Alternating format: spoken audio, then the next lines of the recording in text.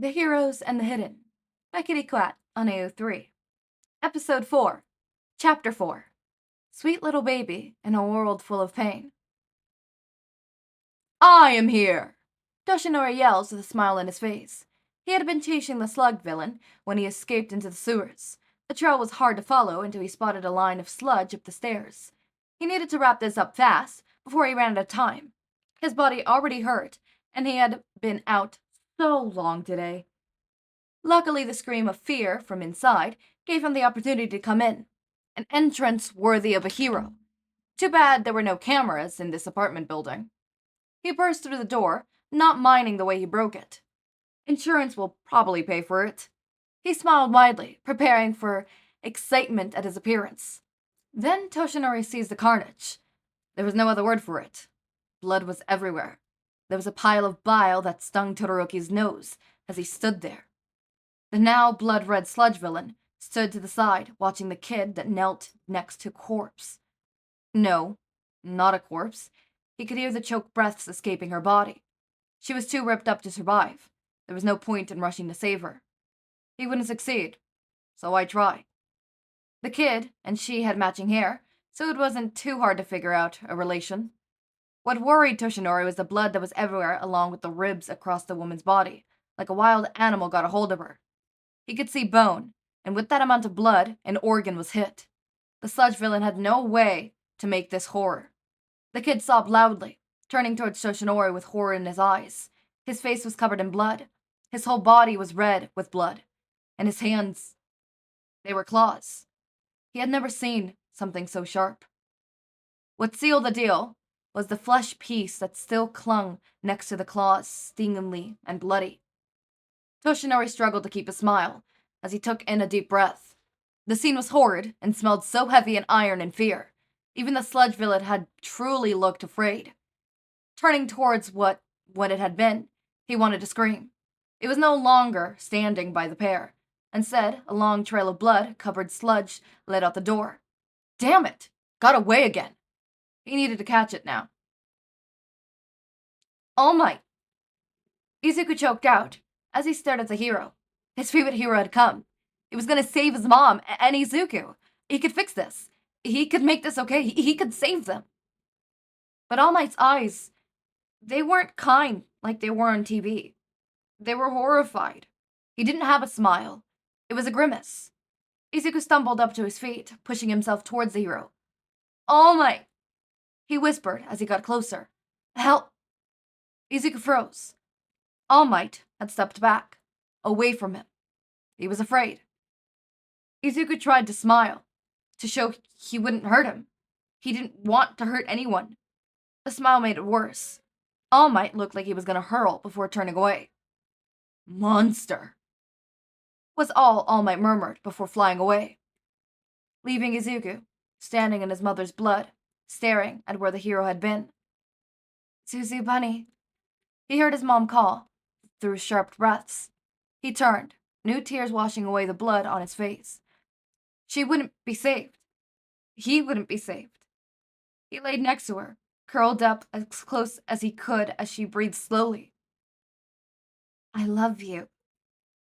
He can hear her murmur before she closes his eyes, completely exhausted. Naomasa pulls up to the apartment slowly, closing the door. He had been called about a disturbance by neighbors, possibly a domestic violence claim. They said that the mom was living there with her son who was Quirkless. The neighbors had said the word with such disgust that Naomasa could hear it clearly, even over the phone. After quick research on the way over, he quickly found that multiple discrimination reports had been filed out, but never went to court. Even with the mother being a well-known criminal defense and lawyer. He had even worked with her on cases before. She was a good person. He hoped she was all right. They slowly trekked up the stairs, noting the blood and sludge that covered the floor. As they reached the door, he could tell it was blown open by something much larger than the frame. Turning the corner, suddenly Naomasa yelled, Masatofu police! He freezed as he sees the mess. Sansa gasping softly, his bell dinging as he stutters steps.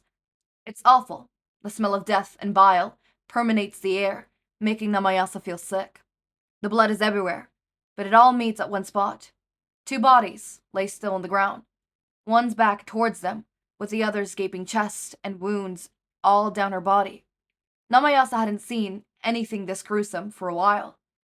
He approaches carefully, gun aimed at the bodies, while Sansa does a sweep of the house. The smaller body moves slightly. It's the kid. Naomasa feels sick to his stomach as he pulls his gun in its holster. The kid is covered in blood, coating his hair and face, his entire body. He pushes up tight against the body of what could only be his mother. Green hair barely shows through the blood. The kid is sleeping. He's also sobbing so quietly it's hard to hear.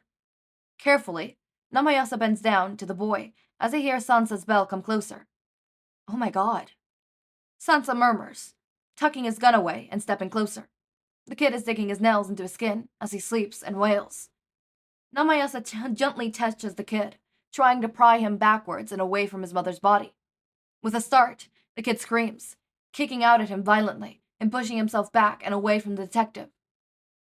He talks softly. It's okay, Izuku. He uses the child's given name that he found online when he was researching, hoping it'll calm the kid down. We're police. We're gonna help you. I need you to calm down. He says as calmly as he can. The kid, Midoriya, breathes heavily, looking at the body of his mother before digging his nails into the skins of his arms. Shit. Naomasa moves in front of the boy, body, blocking it from view as he slowly moves towards the kid. He needs to get him calm. No, stay back. Izuku chokes out, digging his nails further in, making red scratches down his arm. I'm monster. I'll hurt you. Naomasa tries not to wince. The poor kid with tear-stained cheeks and blood all over him is just a kid. That's all. No, you're not, Izuku. I don't know who told you that.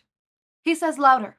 The kid seems to have a hard time hearing him, tipping his ear towards him subconsciously.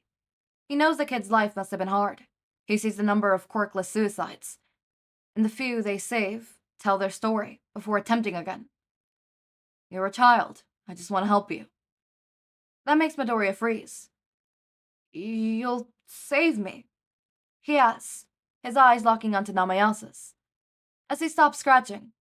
Okay, he could work with this. Yes, save. I'll save you, kid. He says, still inching towards the frightened child. What happened? I just need you to come with me. No sooner does he say it, than the kid comes flying at him, wrapping his arms around him and sobbing quietly into his arms. He can only tell because of the way the body shakes in his arms. It's gonna be okay. He murmurs into the boy's ear, who pushes in tighter. The kid is light even for his small stature, scarily so. The kid should be 8 years old, but weighs that of a 5-year-old. He nods at Sansa, who stands up from the body, following him out. They needed to send more people. It's now a murder scene. The kid is the only one who knows what happened, and he's silent on Naomasa's shoulder. Sansa calls for an ambulance and a crime scene investigators as they drive to the station. The kid doesn't seem to have any injuries, the blood all being from his mother's. But even if he had, the kid would not release him. They had tried to put him in the car, but he clung so tightly to Naomasa's uniform, he was afraid it would rip. So they sat in the back together, quietly as Sansa drove. Midoriya had stopped shaking, but still clung tightly to Naomasa, never once loosening his grip. As they pulled up to the station, he carefully twisted out the car, keenly aware of how he jostled the kid, trying to be careful. I need a medic, washcloth, blankets, and some hot cocoa. Naomasa says as he walks inside, startling everyone in the station. Eyes, catching onto the kid, covered in blood, clinging to him like a koala, but he ignores them, walking straight to his office. He twists the door open, with one hand, and the other supporting the kid. Sitting on the couch, he has for visitors, he gently rubs the kid's back, waiting for what he requested.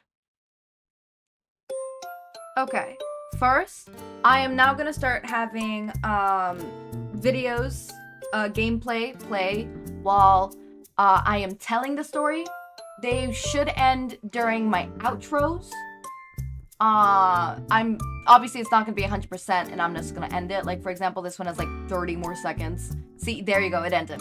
See, so it's gonna be like that. But for the most part, they're always gonna be playing during the duration of the actual me sitting down and, you know, talking with you guys and telling you the story. But that is one of the things that is gonna be new. You guys voted for it, and most of you voted yes. The votes might change. I don't know. I looked at it this morning and it was all yes on the Discord and on there. And you know what? It's fun. It's fun. It's all going to be one world, and it's going to be a world that I play on by myself on a regular basis as well. So, it's not going to be 100% coherent, especially since you guys are going to be seeing, like, after 3 hours of, probably 3 hours of gameplay and stuff like that. So, day 6, but, like, the next time tomorrow when you see that, it's probably going to be day 14, day 16, day 20. So, like, it's not gonna be 100% coherent, but if you listen to all my things, it might be a little coherent, maybe. Anyways, I thought that was super cool, super fun. This chapter, I mean, Naomasa being a parental figure is not much I see a lot. It's not like a huge thing I see, but I do see it on not a regular basis, but I have seen it before, right?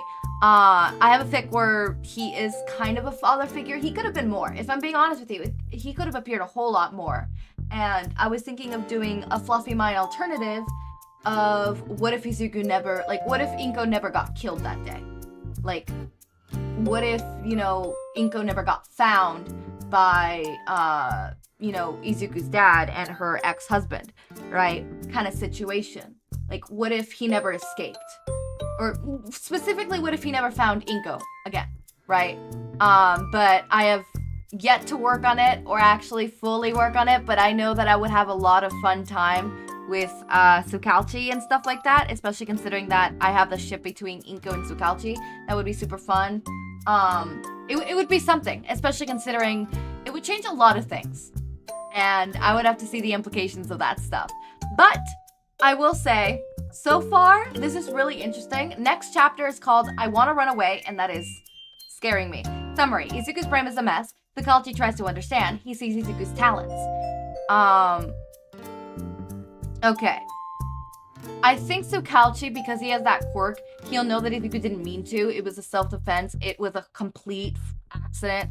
If anything, manslaughter. If anything, even if Izuku physically did it, I think to be able to trial such a young kid is really hard. Especially considering that a lawyer would probably go under the route of he does not fully understand what he is doing. Because his brain is not fully developed. He does not understand the consequences. Therefore, it would fall under criminal insanity, right? Because to plead insanity, at least in the States, it does not mean that you actually have to be mentally unwell. It just means that in the capacity of when you committed the crime, you were not mentally fit to be held accountable for said crime. Whether it be you had no other option, you were under duress, or you simply did not fully comprehend the consequences or fully what you were doing, right? So think, some self-defense would fall under duress, right? You're not thinking about the consequences, right? You are thinking about defending yourself. You are under duress. Think someone, it's stuff like that, you know? So I'm gonna have a whole lot of fun with this fic so far. I'm really loving it, and I'm gonna have so much fun recording this day in, day out for the next 3 months. Okay, as always, my raindrops, make sure to eat, sleep, drink water, take your meds. Have a wonderful day or night. Link to my Discord server and socials are down in the description. Subscribe to see more of my content, and thank you so much for watching.